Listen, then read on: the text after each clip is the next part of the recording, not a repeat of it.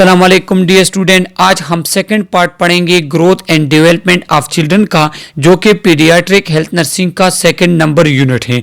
आज की video lecture में हम न्यू बॉर्न बेबी के बारे में पढ़ेंगे, न्यूनेट्स, उनके डिफरेंट सेंसेस की डेवलपमेंट और उसके डिफरेंट रिफ्लेक्सेस के बारे में आज के इस वीडियो लेक्चर में हम पढ़ेंगे।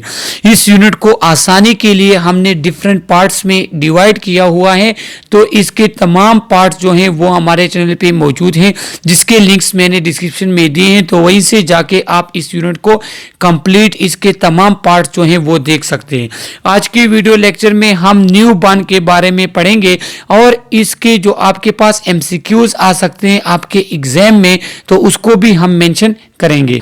तो अभी हम न्यू बॉर्न सेंसिस के बारे में पढ़ेंगे कि हमारे पास जब छोटा बच्चा पैदा होता है तो न्यू बॉर्न में हम न्यूनेट्स का बात करेंगे पैदाइश से लेके 1 मंथ तक। तो वो हमारे पास बच्चा पैदा होते हैं तो उसके जो विजन सेंस है, उसके हेयरिंग, उसके स्मेल वगैरह, ये सेंसेस किस तरह होते हैं। फर्स्ट हमारे पास ये तमाम सेंसेस है जो कि आज के अब हम एक्सप्लेन करेंगे न्यू बॉर्न के। फर्स्ट हमारे पास है touch. Touch is most highly developed sense. देखो एमसीक्यूज में आ सकते हैं कि most highly developed sense in new net या न्यू बॉर्न बेबी, तो वो आपके पास टच है।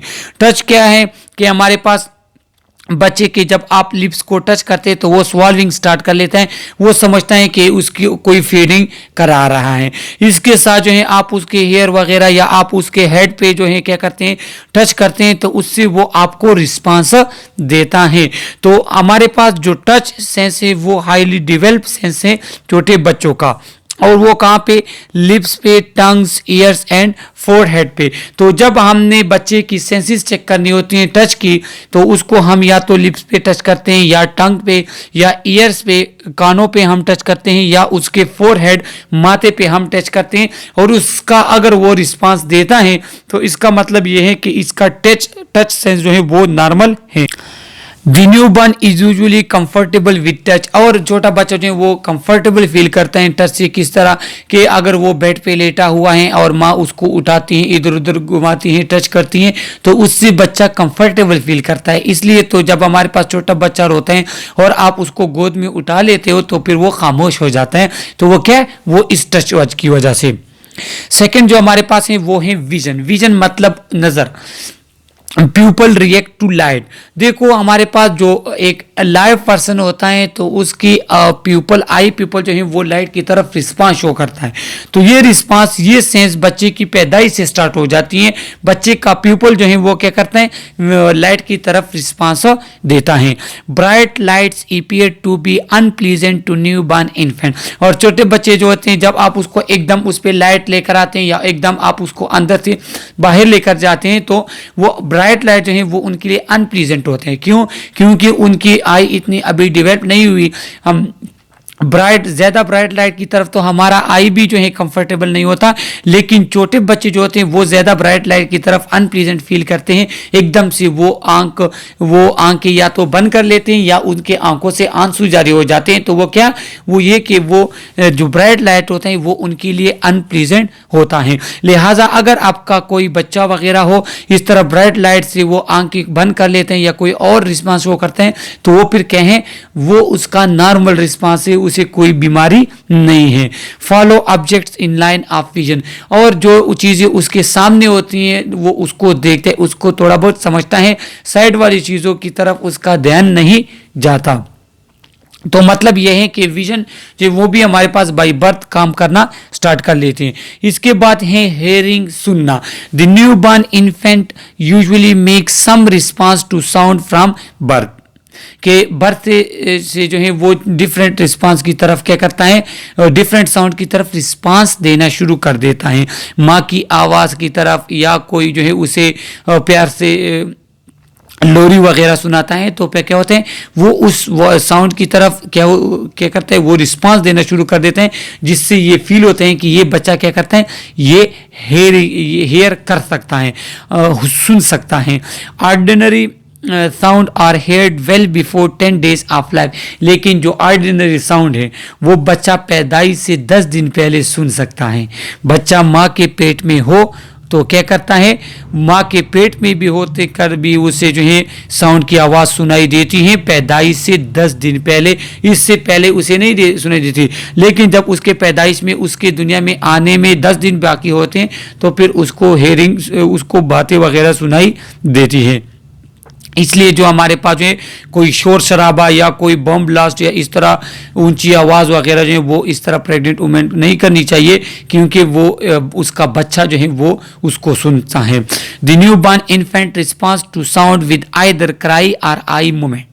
कहें कि जब आप बच्चे के साथ खड़े हो और एकदम से उसको चीखते हो उस पे ऊपर, तो वो या तो डर जाता है, रोना शुरू कर देता है, या क्या होता है आई मूवमेंट की वजह से आई क्लोज कर लेता है या इधर उधर आई को आंखों को घुमा देता है। सेसेशन ऑफ एक्टिविटी और स्टार्टर रिएक्शन, या तो क्या होता है कि अगर बच्चा जो है वो रो रहा होता है तो माँ एकदम से उस पर अगर चीखती या कोई आप उस पर चीखती हो तो एकदम से वो क्या हो जाते हैं, खामोश हो जाते हैं। या अगर वो इधर उधर हाथ घुमाता वगैरह है, हाथों को हरकत देते हैं, आप उस पर चीखते हो तो वो क्या करते हैं, वो हरकत बंद कर देता है चीखने से, मतलब कि वो सुन सकता है। या क्या होगा, स्टार्टर रिएक्शन उसका होगा। स्टार्टर रिएक्शन क्या है कि एकदम से चौंक जाना, एकदम से जो है एक्टिव हो जाना, डर जाना, ये कहलाता है स्टार्टर रिफ्लेक्स। और देखो ये रिएक्शन टेस्ट के तौर पे किए जाते हैं हॉस्पिटल में बच्चे की हेयरिंग चेक करने के लिए। अगर बच्चा इन चीज़ों को रिस्पांस नहीं देता तो इसका मतलब होगा कि क्या है, उसे हेयरिंग प्रॉब्लम है। इसके बाद टेस्ट कहते हैं जायके को, टेस्ट को। Well develop as bitter and sour fluid are resisted while sweet fluid are accepted. देखो जो टेस्ट होते हैं वो भी पैदाइश से, जब हम छोटे बच्चों को मेडिसिन देते हैं, उसको सिरप वगैरह आप देते हैं और उसका जायका कड़वा है, उसका जायका कड़वा है या उसका जायका सख्त मिर्ची वगैरह उसमें है, तो फिर उस वजह से क्या होते हैं, वो रेजिस्ट करते हैं, वो दवाई नहीं पीता, वो फिर उसे वापस निकाल लेते हैं, अपनी मुंह से रोना स्टार्ट कर लेते हैं। लेकिन जो मीठी चीज़ होती है, जो मिल्क वगैरह होते हैं, तो फिर वो क्या करते हैं, उसको इजी से सक करता है। लिहाजा टेस्ट के जो हमारे पास है वो पैदाइश से स्टार्ट होना शुरू हो जाते हैं। इसके बाद स्मेल देखो, अब आप स्मेल को किस तरह टेस्ट करते हो, आप तो स्मेल नहीं टेस्ट कर सकते। उसका एक एविडेंस क्या है कि only evidence in new born infant search for the nipple as he smell breast milk.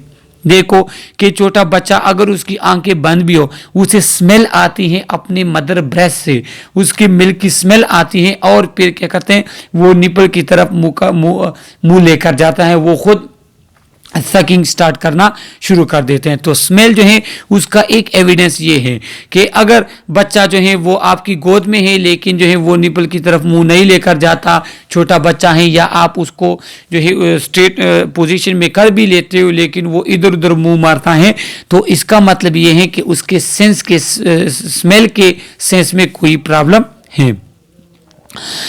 इसके बाद हमारे पास ग्रॉस मोटर डेवलपमेंट, एक होता है ग्रॉस मोटर डेवलपमेंट, एक होती है fine motor development. Gross motor development normal जो मोटर डेवलपमेंट होती है। मोटर किसे कहते हैं, एक्शन को, हाथ इधर उधर मारना, कोई एक्शन, कोई मस्कुलर मूवमेंट। तो the new born infant movement are random, diffuse and uncoordinated. वो रैंडम होते हैं, इधर उधर अपने हाथ को मारते हैं। ऐसा नहीं है कि आप छोटा बच्चा हो, आप उसके हाथ में कोई चीज़ ले और उसको नॉर्मली वो नाक तक लेकर जाए, माउथ तक नहीं, रैंडमली इधर उधर घुमा घुमा के फिर वो आखिर मुंह में लेकर चला जाता है। डिफ्यूज होती हैं और उनमें कोऑर्डिनेशन नहीं होती। कोऑर्डिनेशन किसे कहते हैं, जब आप एक हाथ को दूसरे हाथ से मिलाते हो, एक चीज़ एक हाथ में पकड़ के उसे दूसरे हाथ में देते हो, तो ये कोऑर्डिनेशन फिर न्यू बॉर्न में नहीं होती। Reflexes carry out bodily function and response to external stimuli. जो बॉडी के फंक्शन होते हैं और जो एक्सटर्नल स्टिमुलाई की तरफ रिस्पांस होता है। क्या कि अगर आप छोटे बच्चे को उसके कोई स्टिमुलस देते हो तो वो आपकी तरफ रिस्पांस अगर शो करते हैं तो वो रिफ्लेक्स के फॉर्म में शो करेगा। फाइन मोटर डेवलपमेंट क्या है, fine motor development specific development motor action होते हैं कि होल्ड्स थिंग इन फिस्ट, के मुट्ठी में कोई चीज़ पकड़ लेना। When crying he draw arm and leg to body. जब छोटा बच्चा रोते हैं तो वो अपने हाथ और पाँव को अपनी बॉडी की तरफ लेकर आ जाते हैं। देखो ये हमारे पास, अगर हम यहाँ पे आपको एक रफ ऐसा डायग्राम अगर बना दे, ये हमारे पास जो है, ये हमारे पास क्या है, ये हमारे पास छोटा बच्चा है, सही है, ये इसके हैंड है। जब वो रोता है तो वो क्या करता है, वो अपने हाथों को इस तरह लेकर आता है। आप लोगों ने देखा होगा कि वो अपने हाथों को इस तरह लेकर आता है, देखो वो अपने हाथों को इस तरह, अपने लेग्स को वो इस तरह लेकर आता है, ऊपर की तरफ उठा लेता है अपने लेग्स को। तो ये क्या है, ये उसका फाइन मोटर डेवलपमेंट है रोते वक्त, और ये नॉर्मल है। अगर बच्चा रोता है अपने हैंड और लेग्स को बॉडी की तरफ लेकर आता है, तो इसका मतलब ये है कि वो आपके पास नॉर्मल है और ये उसकी फाइन मोटर डेवलपमेंट है।